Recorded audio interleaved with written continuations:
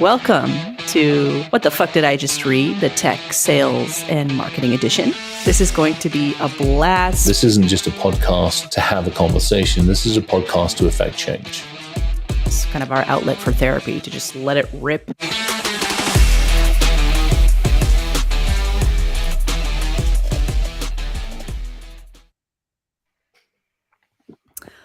All right. Welcome back to another episode of What the Fuck Did I Just Read? Tech, Sales, and Marketing Edition. This is episode 12. Oh, was it 12 or is it 13? I thought I have no bloody clue. It's 12. Or did we miss one? 12. Yeah, 12. right. I mean, at this rate, with all the emails that we've gotten, it feels like episode 112. But we'll get there, like I said. Oh my gosh. We have enough material to get there, definitely. Let's put it that way. Oh, do we ever? Yeah, no, this is good stuff. We have so we're being flexible today. We're trying to figure things out. LinkedIn is being a little problematic for us with the integrations, but we are on YouTube, live on YouTube and on Twitter, but YouTube is where to find us. I just dropped a link on LinkedIn for everybody to go to the YouTube channel. So hopefully we'll be able to get folks over from LinkedIn into YouTube. I hope. Maybe we should drop something on LinkedIn in our feeds just to say, hey, flop on the LI side. I don't know. Anyway, worst comes to worst, we'll send the replay to everybody afterwards. If they didn't find the link in the comments, they are in the comments on LinkedIn. Anywho, Chris, how you doing? Oh, nope, can't hear you now. Gotcha. We're figuring systems out today. And speaking of systems, Plantronic and Plantronic. All right, test that. Can you hear me? loud and clear. All right. Stupid bloody system decided they wanted to put something default in place. Yeah, no, I was saying, did you put something on your feed and my feed, or do you just put it on the notifications? So I put it on the notifications within the actual event, but I think what I'll do is within the post. Let's put it in the post as well. Yeah, if you want to drop it in mine, that'd be awesome. So we'll do a quick. Okay, we're gonna do this live. So we're posting on LinkedIn, everyone. This Dear is what LinkedIn, happens. Yes. y'all failed. We're going Yeah. to YouTube. Love, hugs, and Seriously. kisses. I tried to change the title. It didn't let me change the title, but here we go. It'll be fine. It is what it is. Somebody just told us we're 14. You know, whatever we are, we're in the teens. How about we just go with that one? Although 12 isn't teens, is it? It's like that preteen type of teen thing. Who knows? We are where we are at this point in time. Bemused, confused, confuscated, kind of like the entire industry. Oh my god. Okay, I hate doing this. Okay, here we go. I posted on the A1 channel, folks. Cool. And I'm going to update the post on You're just gonna LinkedIn, copy everyone. and paste it on LinkedIn. Yeah, got to copy paste on LinkedIn. If you want to drop in, Chris, I'm going to shoot you that link. Before we get into the juicy stuff, everyone, I'm going to shoot you this link that's in the private chat. If you want to drop that in your LinkedIn feed. And then we'll get going, everyone. Thank you for being patient. Yeah. This is welcome to the wonderful world of live broadcast. Yeah, seriously. This is why these people have huge, great big studios and multi-million-dollar budgets, so that when this happens, it can be nice and smooth, rather than just us like, yeah, scruck it, we'll figure it out. All right. Posting on a update in 3, 2, and 1. All right. Hopefully that works. Anyway, we have actually our dedicated followers with us on YouTube, which is pretty exciting. And I got 2 more subscribers. Yes. On YouTube. James is in the house. Maria is in the house. Martin is in the house. Our dedicated followers who are always on every week. We've been on for 12 weeks, which is awesome. Thank you, James, for the blessings. I got married last week, which is exciting. Mm-hmm. Officially married. Yay. Yeah. Official. I was married for 5 years. Ever since she looked at my picture. That was the wedding. Okay. How are you doing? What's new in your world before we kick it off? Hanging in. Mhm. A little bit of drama going on with some of the hillbilly hit squad stuff. Kind of the stuff you and I were talking about behind the scenes, which is building, running, deconstructing, constructing a business is a challenge. It's a huge challenge. Mhm. Sometimes very rewarding. Mhm. Sometimes you just want to stand there against the wall and just donk, donk, donk, donk, and that's going through a little bit of that. It sounds like you and I are both going through all of that. You for the reasons of growth, me for the reasons of trying to wrap up the organization with a little less headaches than we currently have at the moment, shall we say? Yeah, I'm feeling it. I mean, it's funny you asked, "So Danny, you're generally on it. What's going on?" I'm like, "Yeah, lots going on between the customers, producing for them, um, marketing for myself, finding new people, and just now we launched Audience First just launched the academy, the startup academy. We're kicking off the first learning path, which is called the CISO Value Distillery, which is a great course led by Dimitri, who was on the panel a few months ago, for sales professionals who want to amplify and create value for the C-suite and security. So yeah, we're kicking that off next week. That's why I'm so like I'm running around like a headless chicken. Next week, we are going to be at Intel Ignite in Tel Aviv. We have about 60 registrants to take the Mm. Essentials workshop, which is awesome. I mean, we our goal was 15. We have 60 registered live in person. We're gonna have to cut it off. And then we have pre-enrollment going on right now for the Essentials course, which is free, 3 hours and on demand. So anybody who wants to get that course February 7th, shameless plug, pre-enroll on the website under Academy Essentials. I'll drop the link later to everybody else. But that's really exciting. We're doing a lot at Audience First, and so I'm trying to figure out how to navigate the growth waters here as a CEO, marketer, sales pro, and developer, everything basically. Look, Yeah, you it's know we're gonna exciting. have to do if I'm back over there for Cyber Week this year, we're gonna have to do something at Cyber Week as well. We'll have to figure that out. Oh yeah, Cyber Week, and then Black Get you and I Hat. on stage. Black Hat. We can do stage. We got to do something at Black Hat, which is going to be something. That'd Something be cool. cool. Here we go. Yeah, we'll figure it out. We've got plenty of time to play with things. Yeah. Um, all right. Some people can't find the link, but let me just quickly share Mm-hmm. the link once more, and then we're going to get going. We're going to get going into the teardown. Goody. We spent enough time chatting about updates. Here we go. Reply. There we go. Okay. So you sent me a few great little nuggets in the past few weeks, and one stood out to me. Martin, no problem. We'll chat. One stood out to me. I was like, "Ooh, okay, this is a big one," because it's generally used as a tactic I've seen throughout nurture flows on my previous teams. We are Mm. talking, we are talking today about free security reviews of your systems. Now, I will hand off the baton to you, Chris. You go for it. Tell us what we're talking about here. Let's do the So teardown. we'll go with unsolicited free reviews. This is where the context comes in. So I'm going to read. We'll start with email. So imagine CISO sitting down, working as you normally do. Inbound email comes in. Hi, Chris. I hope you're well.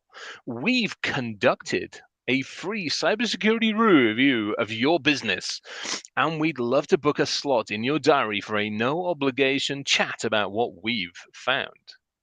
Cyber breaches are massively on the up, particularly in your industry. So now is a good time to chat your security through with you. When is best for you to spend 15 minutes on a call with me next week to go through it together? Many thanks, Natasha. And I'll leave the security solutions company name out of it. Um, yeah, yeah. How about the WTF moment that starts that one off? I mean, there was the so first and foremost, that hit the inbox. I think it was last week, or yeah, it was last week. I think it hit the inbox last week. So it's tough because I've sat on the other side of, again, to Danny's point, I've sat on the other side of this, and I've wanted to help people. We have all the breach databases. You just want to reach out to people and say, hey, your info's on the breach database. Yell if you want to know more. In some ways, that's good, but in other ways, it's almost a form of extortion. It's almost a form of, you remember as a kid, okay, this is the other thing that really annoys the hell out of me as a kid. As a kid, I know something you don't know, na na na na. I know something you don't know, na na na na na. Hup. Yeah, no, not good. Not good. Bad. Bad. Really bad. Really. Oh, I know secrets you don't know. Fuck you. Um, and that was like the initial reaction. I'm like, okay, are we kids on the play school again? Is this a form of extortion? Is this I mean, this is literally, I know something you don't know. Let me rephrase this. I know something you don't know. The problem is they don't know what I already know and don't know. We do external scans. We do internal scans. We do our own. We bring in external companies. If I've missed something, then A, I'd be surprised. But, it's always nice to have a second set of authorized eyes. Oh, yeah, this was a good one. And then, the normal. So, line one, no, we know something you don't know. Line number two, cyber breaches are massively on the up. Actually, no shit, Sherlock. We all know that. No, man. And actually, breaches themselves are on the way down. Ransomware is still a mess, but the volume and consistency of them is up, particularly in your industry. Okay, so you've done a full study of the aviation industry and manufacturing and aviation, and you know what's going on. I think I'm going to call bullshit on that one too. So we think now is a good time to chat about your security. We think now is a very good time to chat your security through with you. So this actually came out of the UK. I think that was the other thing that was a WTF moment. This is an English company.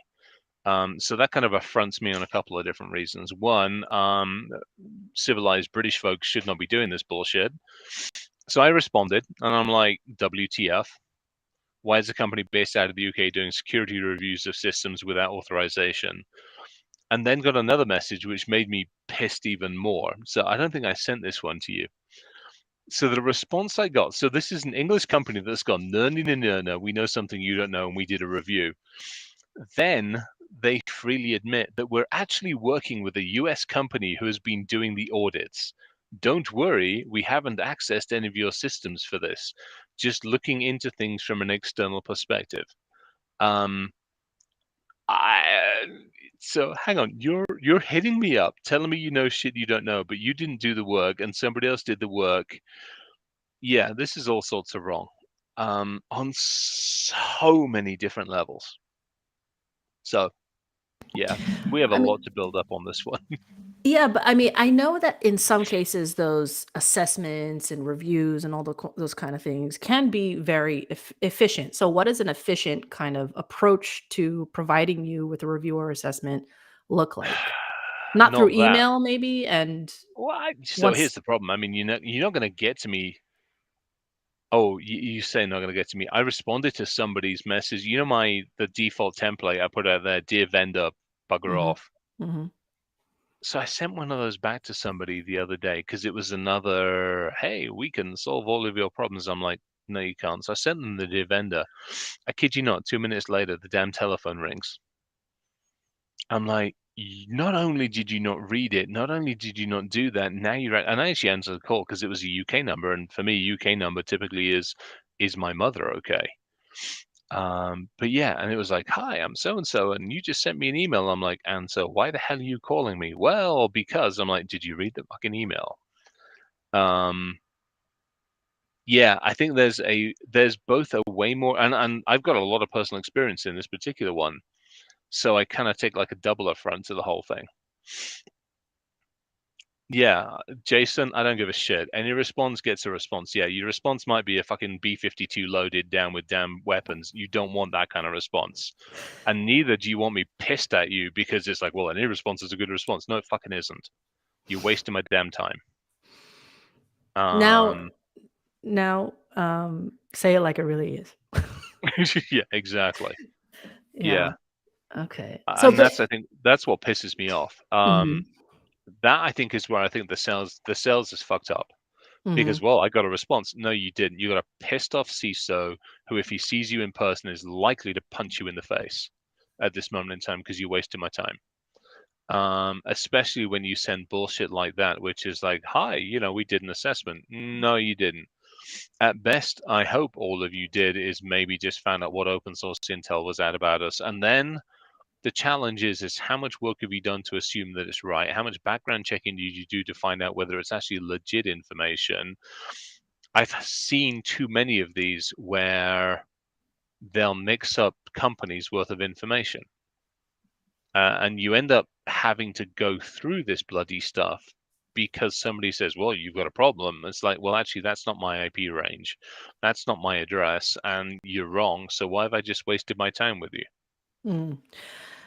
Side note, we do not condone any violence on Audience First, Yeah, we do. FYI. Yeah, we do. Yeah, we do. Okay, but Depends. I remember we had, okay, I'm gonna it might be a redundant question, but when I was over at Cyber6 you got kind of free assessments and reports over there. Those were pretty useful for you. Why were those good versus I mean, you were a customer also, but maybe I was gonna say before? I was a customer as well. Maybe And before? well, no, Because we because I had some think assessments and stuff. yeah. So the stuff that was useful from Cyber6 was like the external research, the industry research. So rather than calling up and going, "Hey, Chris, we know something you don't know," go like, "Hey, we understand that the aviation and manufacturing industries are being more heavily targeted. Here is some information to maybe help you with that. Here are some basics that we've seen. Here's some information. Here's some intelligence that we've understood. Here are some favorite ways of targeting your folks." That stuff is actually ridiculously useful because it also not only does it help me go and maybe look at something, but when I'm sitting in front of the audit or the review or the board of directors, I can give them what they need, which is a much more efficient view as to the industry. Going in Mhm. and going, we have problems. Well, hopefully, if this is the first time they've heard it, they've been asleep at the wheel because I've been telling that for all the time. But what they want to know is what's the context of we have issues to sort out versus the industry context of like, hey, we have the problem. So walking in and going, hey, look, across the entire industry, they're seeing an advanced level attacks against supply chain. We're seeing more efficient attacks on the human front. We are seeing this, and this. And by the way, these APT groups or these groups out of these countries. So now we look at geopolitical situations. That stuff is invaluable because that's helping inform decisions that I can also take to the board. I can also, when I'm looking at other products and solutions, it helps me understand maybe where I think I should focus. Perfect example. Let's just say and Cyber6 was actually fantastic for doing this. Cyber6 will go, here's the state of the industry. Mhm. Let's say the state of the industry for aviation and manufacturing is your third-party supply chain is vulnerable to attacks in certain types of areas or countries. Great. So rather than me going off and buying more locks and more man traps and more stuff that's physical, maybe I hold back some of that money and put more money into my vendor supply chain, my vendor awareness, my vendor training, and I make sure that we have a more efficient way of selecting data, hauling back data, and understanding the vulnerabilities there. So I can use that. I can actually take it. I can communicate to people with it. That's useful. Happy to by the way, to the group here, happy to share some of those, reports. I don't think they're gated, so you could see No, some they're of them. not. Yeah, they're not Yeah, gated, Cyber so Cisco's got them out. They got a whole bunch of the resource stuff out there, yeah, which is stupid useful. yeah, those are great examples. That's okay. So here's another one. You just hit the nail on the head. Mhm, It's not gated. We go back to this email. We go straight back to this email.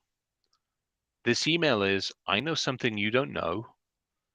One, you're not sharing it with me openly and freely. Secondly, you're requesting time.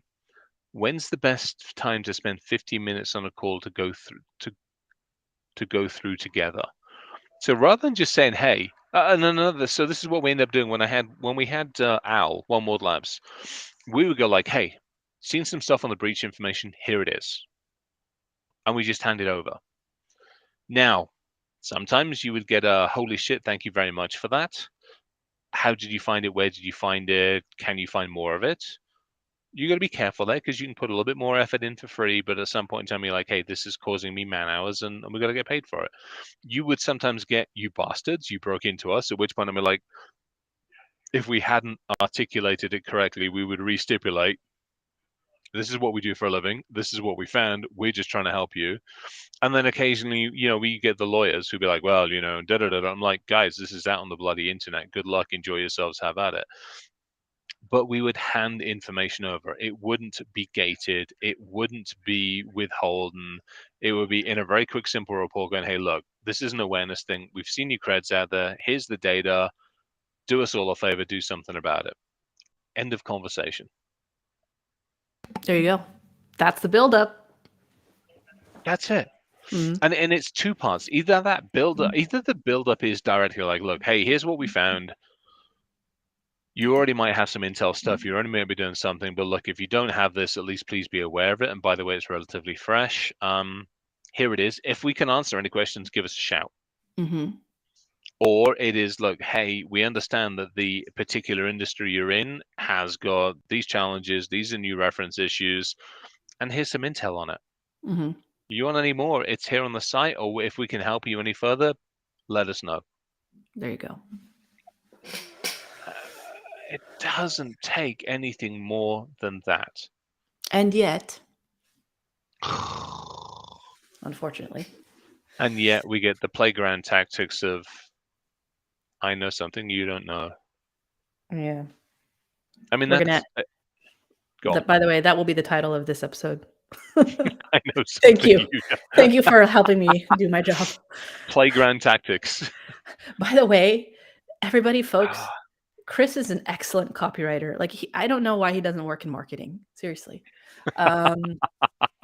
He's audience first secret, copywriter, ad copywriter. all engagement is because of Chris. Oh my gosh. But I mean, this again is treating somebody like a human. I think that's where it's showing value up front. It's assuming, I mean, I'm not good at this. I don't like people. It's assuming the best, maybe securing yourself for the worst. But it really is one of those things where it's just like, I wish we didn't get, perfect example. I mean, I look on LinkedIn now and they're like, hey, free report or free this, and you go to it and it's fill out your bloody information. No, because I'm about to be added to another damn list that I don't want to be added to. I'd rather get hold of somebody in the company and say, hey, do you mind chucking me a copy of the report? Or you know what, let's go do my own bloody research. Because I don't need another freaking opt-out. I mean, that was the other thing on this one is, I would love to know why I got targeted. I would love to know because as well as I do. I mean, if they found something on us, hopefully I would already know about it. And I know what we've got out there, and I know we got some work to do. No two ways about it. And it's on the hit list, but from a priority standpoint, there are other things that are more pressing within the security realm and safety realm of Boom at the moment. Yeah, there we go. So whoever the heck is 2011-05-111111. I bet you that's Avi. I bet you it's Avi. Please confirm if you feel comfortable 20110510010078. Otherwise, we're going to hunt you to the ends of the earth and put you on every single opt-in list we can hopefully do. Yeah. All right. If it is him, he should confirm because it sounds like given the great insight and commentary. But it's true. I mean, exactly to the point. If we started with this is what we offer, this is what we're seeing in your industry. Would you like to talk? Yeah, and I think that's one way of doing it. That comes definitely back to that conversation of proving value and then go from there. There, it's Ravi. It is Ravi. Perfect. I was close. Avi, Ravi. Okay. All right. I want to bring on Martin because Martin has a question. Let me see. I pinged Martin. We're trying to figure this out again. We're on YouTube. You know what, Chris? What we're gonna do? I think we're gonna migrate to Well, YouTube just yeah, because not right LinkedIn, now today. no, not right now, but for the future episodes, Mm-hmm. YouTube is being nice to us. LinkedIn is More being, civilized. yeah, a little bit Yeah, funky. we ran. YouTube has its moments. We'll have to mess. Maybe you and I can get on at some Yeah, point in time, and we'll figure it out. we'll test it. Yeah, we'll mess around and we'll test it because I know. Talk with Ryan and Evan Mm, because I know when we did the security shit show, we had it on YouTube, but then we right. cross pollinated it with a bunch of others, and sometimes that was a challenge. All right, Gotcha. so you know what? We can answer Martin's. Yeah. Let's So answer Martin. Martin asked, "What's the best legit info you ever got?"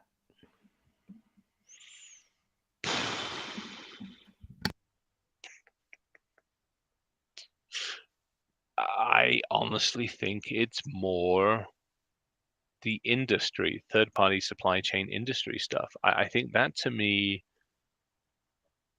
I'm pretty aware as to our own surroundings. I mean, nothing's perfect. We have threat intel, we have some actionable intelligence, we do some basic stuff, we do internal, external scanning. We've got a pretty good idea as to what's going on inside our own perimeter and outside of it. Perimeter doesn't exist. Sorry, full fallacy. But for me, what I don't have the time to do and what I've seen done really well, and again, Cyber Six Girl can take some credit for this one. I've seen a few others, but those folks have actually done a really nice job of just providing industry intelligence, updates on what certain groups and certain areas are doing. The geopolitical stuff is ridiculously useful as well. I mean, especially as Boom is sending people into various parts of the world to go talk with clients. Having that information definitely has its uses. Understanding what's going on a global position is ridiculously useful. Again, from a Boom standpoint, at the moment, we don't have to be overly concerned by it because we're still building the darn planes. We're not flying them all over the world. But at some point in time, soonish, those darn things are going to be jetting all over the world. So I'm going to want to know as much as I can in advance as to what the situation is in each one of our main hubs, et cetera, et cetera. So having that information, understanding it, having it basically boiled down into something usable is probably one of the most valuable things I think we can get out of any of this. What does usable look like? Because there's information, and then there's information that you can apply. Yeah, So actionable yeah, intelligence. so Yeah, okay. Yeah. Well, yeah. so what is yeah, give an example. Is there an example or a way you like your information created for you to Uh, use? yeah, so I think a perfect example would be, I mean, let's face it, you look at some of the bigger breach. We can go back to solar, we can go to some of the stuff that happened with the last pass and the one and all that stuff. Knowing as much as we can about that has its uses because as an organization, we use certain bits of software. If all of a sudden, let's say FI, or not, let's say Palo Alto was flagged, you'll see it all over the news. And good gods, that's so much sensationalized news inside the information security world. It's ridiculous. What is useful is when that actionable intelligence comes across absolutely devoid of emotion. And those reports are great. Here's what happened. Here's where we are. Here's what we see. Here's what's going on. That kind of stuff is ridiculously useful because now I can take a step back and go, okay, what's the risks within the organization? I can also take a step back and go, hey, is this something I need to have a conversation with a rep about? Is this something that we need to figure out within the organization? I think, yeah, Jason said it right. There is too much FUD. So I don't want to go onto LinkedIn and look at 20 different people's opinions as to why, in this case, let's say Palo Alto needs to be hung, drawn, and quartered. What I need is good information that turns into good intelligence that goes from there. Yeah, James, absolutely right. They are really, really good at that. And I like it because they have some good stuff. And there's a few other teams that actually have some really, really good intel driven, very emotionless data points. Yeah. And I think that's what I look for is more that. Now, personally, we run intel packets on some of our leadership because anything that affects them as individuals can affect the organization. And not just leadership. Let me make it very clear. There are engineers here who are sitting at the same kind of desk I am, who I also run Intel packets on, and I tell them about it because, again, they're critical. They are Mhm. core to the organization.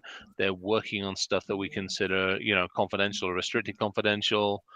And so, insofar as that goes, I want to make sure that they're okay, that from a human standpoint, that they're taken care of, and Mhm. then secondarily from a business standpoint, that if there is a risk, that we know about it. So if somebody, we actually run some of those intel packets with other organizations. We run some internally, we run some with a couple of other companies just to see and make sure that we cross-reference enough. So again, if I knew that one of the tactics that coming out from somewhere was that they were going after more people-focused attacks, so less on the physical, less on the jump in the door, less on the tech, and more actually going after, let's say, going after Blake. Mhm. Blake's the CEO of this company. If they go after Blake, I kind of want to know about it. Mhm. Or if they are across the aviation industry or across manufacturing, they're targeting more human-centric attacks. Well, that's useful for me. Now I know I can put some more training to Blake. Now I know I can just walk into his office and go, hey, heads up, just ask yourself, instead of one question before you click or look at the email, ask yourself two questions. So, it's just simple stuff like that. Mhm.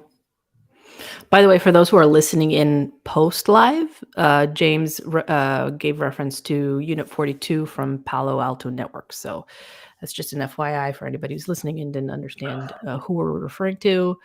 Martin is in the waiting room. Let's bring on Martin, see if he has another question, Great. because we gave quite an extensive answer to his initial one. Let's see. Oh, looks like he disappeared. Oh yeah. Hello. Howdy doody. How we all doing? Let's Oh, start. it's a Monday. It's a Monday. Hey, well, in Israel it starts on Sunday, I and know. Yeah. Mazal Tov to Dani. Ben, Thank really, you. Mazel Thanks, Tov, Martin. Mazel Tov to. Thank you. I was gonna say to many more, but that sounds stupid. Well, Anyway, to many years, let's just say. yes, amen. Okay, my first question on the first podcast of Audience First was: Mm, is there a good way to ambulance chase? The answer was no.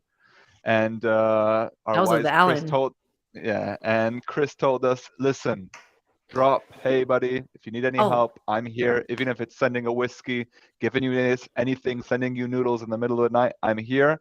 Catch up later. I understand that, but here's the but. I target specifically. I work for Centra. I'm plugging it. That's Josh, our head of marketing in the background. Josh. We do data security. We do extremely well, and we work with a lot of specifically food industries that are B2C in the States. Those are our clientele. That's what we know. That's what we're working on. And last week, KFC heard about the data Ah, breach.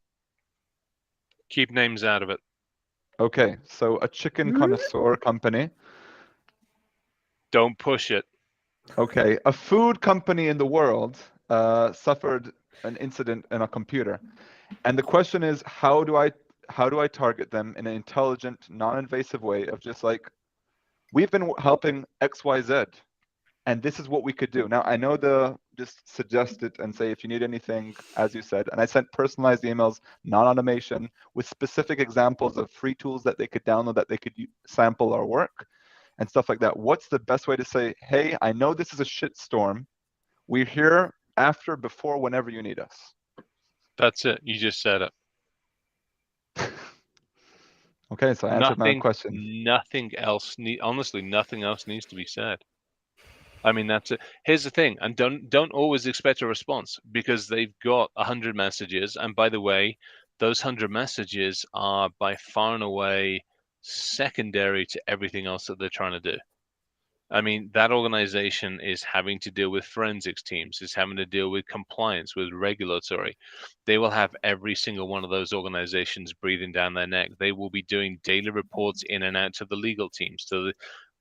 It's a mess. Having run a number of incident responses over the years, the last thing I'm thinking of doing, quite honestly, is checking most of my email or my LinkedIn to see who else. Now, at some point in time, I might go back through my messages and go, oh, well, that was cool. Yeah, I could have done with that. Hey, thanks very much for the info.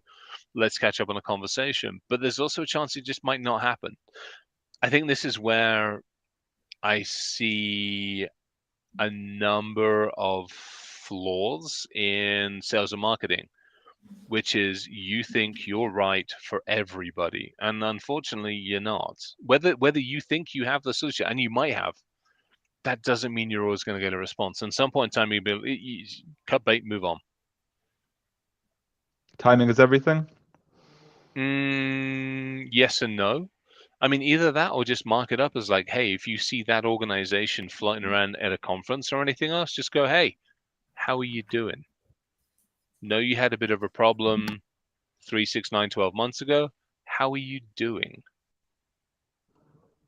Well, thank you. Makes sense. Yeah, and it's tough, and it is tough because again, I think this is the problem. Everybody thinks that and in your case, if you are doing that data work and having done the Intel side of things for a number of times, I know that frustration. I'm sitting there, I'm looking at all the creds, I'm looking at all the data. I can tell you exactly what happened, but I'm not going to get an answer. And at some point in time, I'm like, here's your data, here's what we know, here's all the info.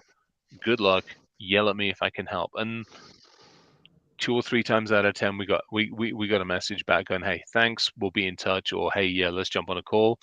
6, 7, 8 times out of 10, didn't hear a darn thing. And it is what it is.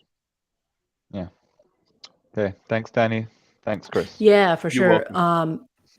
Thanks for that, Martin. Martin, I just dropped a link to an episode of Audience First with Limor Kesem on how to handle crises with commander's intent. So that's really relevant given some of the turmoil that we're all in, particularly the practitioners. You might want to give that a listen and give you some advice as well for how to handle that in-house. Cool. See you later, Martin. So let me add something on this one. So yeah, we here on Audience First do not call out companies' names. You will notice, as much granting and telling as I do, it is very rare that I will call out a company that has dropped into the inbox. The same goes for breaches. The same goes for anybody that's managed to get themselves on the front page of the newspaper, or this day and age is probably the third page. Not going to call them out. And won't call them out for a bunch of different reasons. One, naming and shaming never helps anybody. Secondly, I don't need it coming back on us. Thirdly, and probably more importantly, we all have friends in this industry in all these different companies. Their work is hard enough without being called out across the entire social media world for the failings or for what happened with when we don't know the facts. We're not there, we're not living it, we don't know what's going on. They might have done everything they put. You know the deal, we all know this deal. So if I do name somebody, it's either the exception to the rule or I'm so freaking mad at them. Colonial Pipeline would be one of them. That it's a one and done. But for the most part, we would do our best not to name and shame. Correct. Thank you. You're welcome. I have a question. Actually, we're heading towards the end of the session, but I have one question that kind of ties into tools to help do your job. We talked about, free review or free unsolicited for reviews, assessments, tools, calculators, whatever, reports. But I mean, are there any, an Audience First and in the general flow of the conversations, I ask, how do you buy? How do you evaluate tools? What are the triggers to buy? That kind of stuff. But are there any tools or pieces of content that help you move you along the sales process?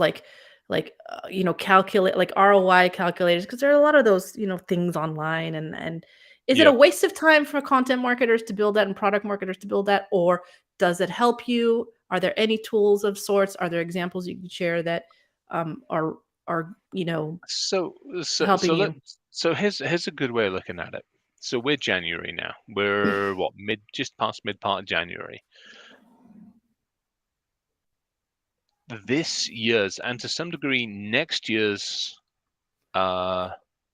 focuses have already been put in place.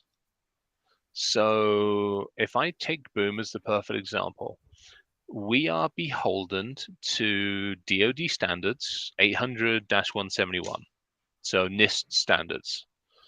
we're also beholden to the NIST cybersecurity framework. When I turned up, we put a stake in the ground and said, this is where we are. Mhm. And the board of directors was like, we'd like to be at a different number. And I'm like, we'll work on that. And so we agreed a plan that said by the end of 2022, we'll be here, 23, here's where we called us, and 24 the same way. Now, it's simple. This is simple math. This is in order to get to a certain number, in order to get to where we need to on 800-171, there are certain tasks that we have to get done. I mean, this isn't rocket science. This isn't anything anybody doesn't know. So the way we work and the way I work is I sit down and September, October, November timeframe, we're like, all right, this is where we're at. What are we doing next year? That plan's already in place. We're fleshing out the entire basically business plan is exactly what we're focusing on. So from a core and even from like a non-central core stuff, I know exactly what I'm focused on. I can bring up my little security projects thing here that says, and I'll talk about it. Implement, identify technologies for data repository and define the processes and procedures and governance certificates for data management. That's one of my tasks. One of my other tasks is some stuff to do with cybersecurity and ransomware. One of my other tasks is taxonomy focusing. Those are the core tasks, and any CISO, hopefully, touch wood, almost any CISO will have a similar kind of story. In other words, you might have the best, this is what I was trying to explain, you might have the best secret source known to mankind. But if it's not on the roadmap for where I'm focusing this year, the chances of you getting through to me are pretty damn minimal. Unless I know I can build it into the cybersecurity framework that I haven't already dealt with, or the 800, or one of the taxonomies, or one of the data vaulting, or some of the other stuff that I've got on the plate. If it doesn't fit into the roadmap that I'm working towards, unless it's an exception that makes sense that I can justify, the chance of it going in there is pretty much about zero. Now, when it comes down to that, so perfect example, let's just say somebody comes up and says, I got a really good widget to deal with data governance and data management. Brilliant. Explain to me how that helps me within either the NIST cybersecurity framework or the DoD. Where do you hit? When I was with Ativo now, was it Ativo Calvio? When I was with the TiVo, we did a really nice job of looking at the MITRE attack framework. Again, they've done a fantastic job, and they've done like stupid good job. And we're like, where do we influence? Where can we say that we play inside that framework? And then inside NIST, if you implement deception, if you implement threat intelligence, these are the bullet points of NIST that I will actually intersect with. So then the nice thing for me is I can go, hey, I'm looking at these 3 different products. This one I know hits these areas, which I know I need to focus on. This is a match. Let's have a conversation. Does that make sense? 100%. That is golden. So, I mean, I love the whole session, but if anything, the highlight for me was you basically listing all of that. So, amazing. Thank you. Thank you. We Oh, pleasure. have 17 minutes. I do wanna, step off a little bit early because I know Chris has a hard stop. Uh, Anything you wanna impart on the audience before signing off today? I think so. Probably 2 things, and one probably reflects back on that. I'm fortunate. This isn't my first rodeo inside the CISO role. So I know I have a hit list. Here's my hit list of things I'm focusing on. Now, the nice thing about it for me is I don't want to deal with droves of vendors. So I've cheated. And I have cheated in a very, very good way because I get to actually I get my cake and I get to eat it. So you and I both know Victoria. So Victoria is over at Kalidi. We've put Kalidi in front of us, and what I'm doing now with Victoria is so we have a project to go play Hunt the Data. So I've talked to Victoria and I've said, look, do me a favor, go look at the ecosystem for everybody that's doing basically data hunting. In other words, where's my data inside the organization? There's some ones that she found. That's been fantastic because that means I don't have to talk to 20 vendors to find out whether they can do what they say they can do or not. Mm-hmm. It means that Victoria and her team act as a shield. So any vendor that hits me up, I can go talk to Victoria. But more than anything, we're actually working this one out now, is I value their time enough that it's like, okay, how do I make sure I compensate you? Because now I'm leaning on you, not just for that, but I'm going to lean on you for some ransomware stuff. I'm going to lean on you for this. I'm going to lean on you for this. It's the same thing with Maria over at Newspire. I mean, this is another perfect example. It was like, now we're looking at doing some stuff with distributed data and all sorts of other weird shit. My first port of call was back to her going, hey, do you do this? And she's like, yeah, let me catch up with you on, Monday or Tuesday. Once you have an established relationship, once there is trust in place with a vendor or two, I can look at my hit list, everything I know to do. I can go to Maria and go, hey, do you do this? Do you do this? Do you do this? Great. You do those 3 things. Great. Go off and do them. 2023, 2024, that's dealt with. I can go to Victoria and Khaledi and go, here's this, here's this, here's this, here's this. Do me a favor, go look at the market, go look at everybody else that's out there and give me the top 3 or 4 that we need to talk to. Mm. Anything else outside of that, the dozens of emails a day coming inbound, A, I'm either going to ignore. B, they're going to get that Dear Vendor letter. C, they might get the go talk to Victoria. But more often than not, the chances are they might be hitting something that they don't understand. And so rather than telling me what you can fix, why don't you ask me what I need? Mm-hmm. Or D, they'll end up here. But yeah, that's the case. Yeah, pretty much. Love it. Yeah, dropped Colony in there. Great new tool coming out. Well, I mean, they're live now, but the product is launching this month. They will be at CyberTech. Actually, I told them come over to CyberTech. Oh, yes. She said they were going to come out and hang out with you. Yeah, so we'll see them I want next week. pictures. I want pictures. They just launched their new website. Check them out. Pretty cool tool, both for buyers and for firms. So amazing. I think they just opened. So I'm in the hangar. If you hadn't figured this out, I'm actually in the hangar.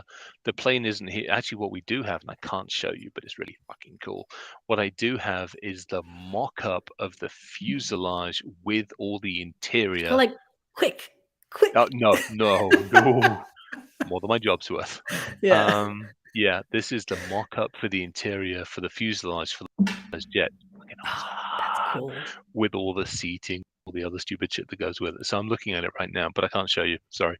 So we're in the hangar. The plane is over at a different one, but they've got the damn hangar door open. It's cold because there's lots of snow on the ground.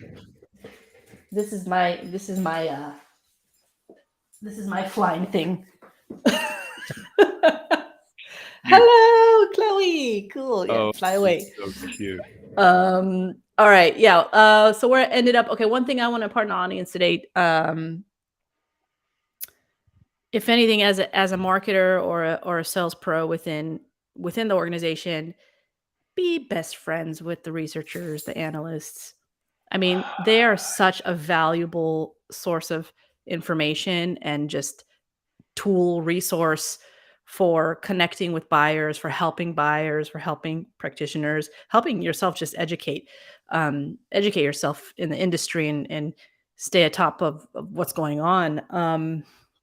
I almost wish I was a little bit closer to some of them and working with them more consistently. But the best information and the best campaigns, the best content that we created was the content with the researchers. And I can't stress enough how important it is to connect with them.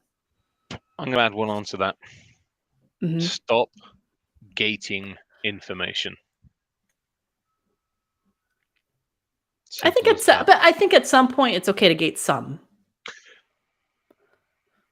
I do think it's okay to gate some. I mean, look, you might be right. Okay, you might be right. There is, but you know what? It's again, it's one of those. It is a balance. Okay, I'll take that. It is a balance between giving me enough that I'm like, okay, this is actually really cool, and then just giving the whole farm away for free. So okay, there's a balance. But you know what?